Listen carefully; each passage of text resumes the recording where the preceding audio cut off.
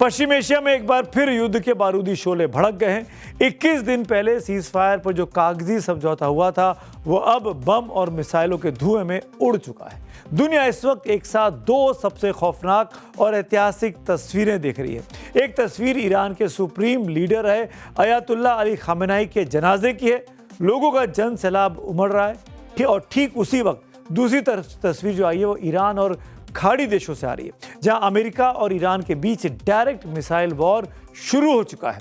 अमेरिकी राष्ट्रपति Donald Trump ने साफ कह दिया है कि ईरान के साथ MOU यानी समझौता अब डस्टबिन में।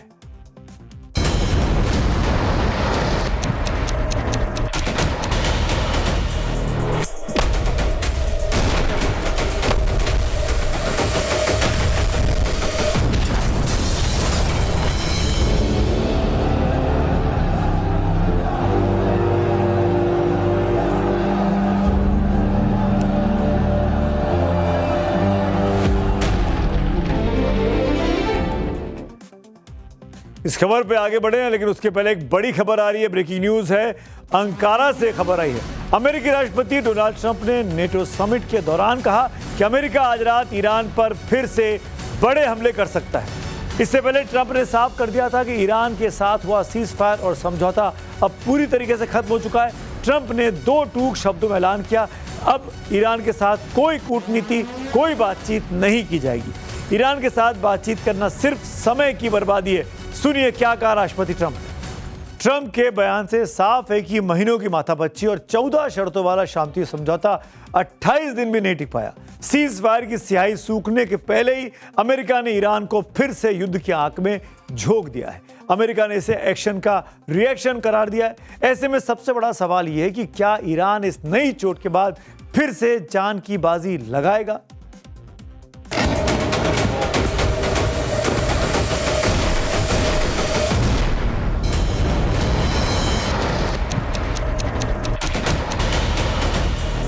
जब दुनिया सो रही थी तब अमेरिकी फाइटर जेट्स और ड्रोन्स ईरान के आसमान में मौत बनकर मंडरा रहे थे।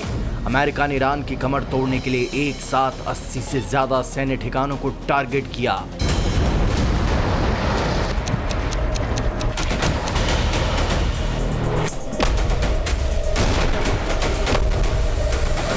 अमेरिका का दावा है कि टारगेट पर 80 से ज्यादा ईरानी सैन्य ठिकाने रहे।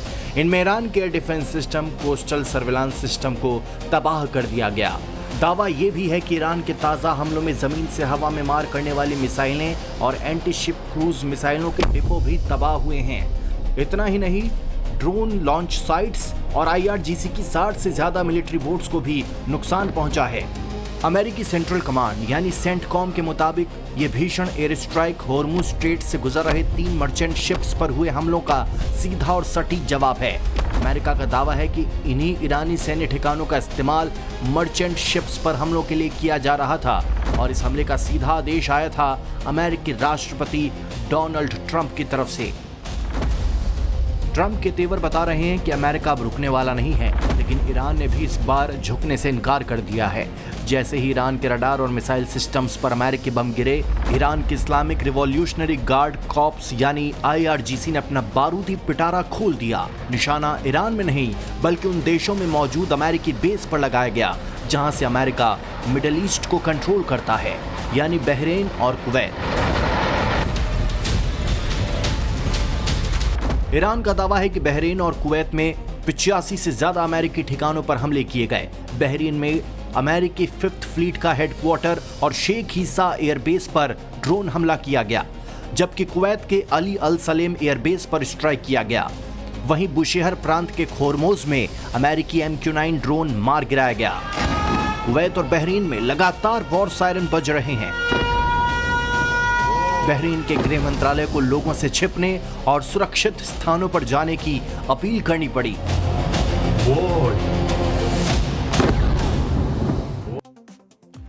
खाड़ी में जारी वार पलटवार की टाइमिंग ने पूरी दुनिया को अचानक हैरत में डाल दिया है। यह सब तब हो रहा है जब ईरान अपने सबसे बड़े नेता के गम में डूबा है। इराक के नजफ से लेकर करबला तक के अयातुल्ला अली खामेनेई का जनाजा निकल रहा है। तस्वीरें इराक के नजफ शहर के बाप के सामने हैं। सड़कों पर पैर रखने की जगह नहीं है। इराकी मीडिया के मुताबिक अयातुल्ला अली खामेनेई के जनाजे में 23 लाख से ज्यादा लोग शामिल हो चुके हैं। लेकिन इसी भारी जनसैलाब के बीच एक सीक्रेट मूवमेंट हुआ। ईरान के राष्ट्रपति मसूद पेजेश्कियन, जो खामेनेई की अंतिम रस्मों के लिए नजफ पहुंचे थे, उन्होंने अचानक बीच में ही यात्रा रोकनी पड़ी। ईरानी सरकारी टीवी IRIB ने पुष्टि की है कि अमेरिका के एयर स्ट्राइक की खबर मिलते ही पेजेश्कियन फौरन विशेष विमान से इराक के नजफ से वापस तेहरान लौट आए ताकि वॉर रूम से वो कमान संभाल सके। राष्ट्रपति पेजेश्कियन वॉर रूम में पहुंच चुके हैं, लेकिन सवाल है कि आखिरकार सीज फायर टूटा कैसे? जब दोनों देशों के बीच एक MOU साइन हो गया था, बातचीत हो गई थी, तो अचानक मिसाइलें क्यों चलने लगी? ट्रंप कह रहे हैं कि ईरान ने हदें पार कर दी, लेकिन ईरान के संसद के स्पीकर मोहम्मद बागिर गालिबाफ ने सीधे तौर पर अमेरिका को धोखेबाज करार दिया है। गालिबाफ ने 5 ऐसे पॉइंट गिनाए हैं जिससे यह साबित होता है कि आग अमेरिका ने लगाई है। मोहम्मद बागिर गालिबाफ ने सोशल मीडिया प्लेटफॉर्म X पर यह पोस्ट किया। ईरानी संसद के अध्यक्ष के मुताबिक समझौते की शर्तों को अमेरिका ने पैरों तले रौंदा है। गालिबाफ ने कहा है कि अमेरिका ने हॉर्मुज स्ट्रेट में ईरान के संप्रभु अधिकारों में दखलंदाजी की। अमेरिका लगातार ईरान पर सैन्य हमलों की धमकी दे रहा है। समझौते के बावजूद ईरानी तेल निर्यात पर फिर से कड़े प्रतिबंध थोपे गए हैं। दक्षिणी ईरान पर सीधे तौर पर विनाशकारी बमबारी की जा रही है और लेबनान में इजरायली सैन्य कार्रवाई को अमेरिका ने खुला समर्थन दे दिया है। Iran has been heavily damaged, and Americans can damage even more bombing. But the question would be that what will that achieve? America and Israel tried with all their firepower, with all their economic blockade, naval blockade, but Iran has survived. और अब क्योंकि war छिड़ चुका है, एक और बड़ी खबर आ गई है। ब्रेकिंग न्यूज एक और आ रही है जिसपे ईरान पर अमेरिका ने जो भीषण एयर स्ट्राइक की है उससे नेटो का भी खुला समर्थन मिल गया है।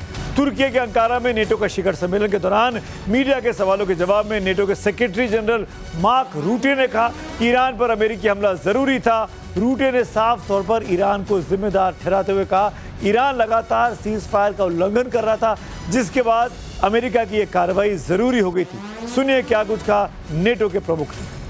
तो सीधे तौर पर तनाव खाड़ी में दोबारा बढ़ गया है। अमेरिका और ईरान के बीच जारी सीज फायर टूटने का साइड इफेक्ट अब सामने भी आ गया है। कच्चे तेल की कीमतों में अचानक उबाल आया है। ब्रेंट क्रूड करीब 6% के भारी उछाल के साथ अब $78 प्रति बैरल तक पहुंच गया है।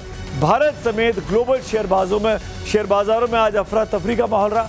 BSE का सेंसेक्स 1677 अंक टूटकर 76,504 पर बंद हुआ। वहीं यूरोपीय शेयर बाजारों में भी 1.6% की बड़ी गिरावट आज दर्ज की गई। निवेशकों में भारी दहशत है। दुनिया को डर सता रहा है कि अगर अमेरिका और ईरान के बीच मिसाइलें फिर से ऐसी ही चलने लगी तो ग्लोबल एनर्जी सप्लाई पर बुरा असर पड़ेगा और महंगाई एक बार फिर आउट ऑफ कंट्रोल हो सकती है। इस वक्त एक और बड़ी खबर आपको बता दूं आगे बढ़ने के पहले, अमेरिका और तुर्की की बढ़ती दोस्ती पर अब इजराइल बुरी तरीके से भड़क गया है। दरअसल डोनाल्ड ट्रंप ने तुर्की से प्रतिबंध हटाकर उसे F-35 फाइटर जेट देने के संकेत दिए, जिस पर Israeli prime minister Benjamin Netanyahu ने बहुत तीखा पलटवार किया। नेतन्याहू ने साफ कहा कि वो तुर्की के राष्ट्रपति एर्दोगन पर बिल्कुल भी भरोसा नहीं कर सकते। इजरायली पीएम ने कड़ा तंज कसते हुए कहा कि ट्रंप का जैसा रिश्ता एर्दोगन से है वैसा ही उत्तर कोरिया के तानाशाह से भी है। कुल मिलाकर समझ में आ रहा है कि नेतन्याहू अलग थलग पड़ते जा रहे हैं। ट्रंप अब बैलेंस करके चीज़ों को बनाने की कोशिश करेंगे। फिलहाल तो ट्रंप ने ईरान के खिलाफ जंग छेड़ दी है, इस पर लगातार हमारी नजर रहेगी। लेकिन आखिर में पब्लिक व्यू का वक्त है और राम मंदिर की बड़ी स्टोरी पर विशाल कृष्ण पाठक का पोस्ट आया है। मंदिर में भक्तों की गाड़ी कमाई का दान आस्था से जुड़ा है, किसी व्यक्ति विशेष के घर भरने के लिए नहीं है। एक और पब्लिक व्यू राम मंदिर की स्टोरी पर ही है। पूरन डावर का चोरी में चोर को पकड़ा जाएगा, चोर को सजा मिलेगी, मालिक को नहीं। तो आज मेरे साथ इतना ही। अब आपसे कल मुलाकात होगी, तब तक के लिए शुभ रात्रि।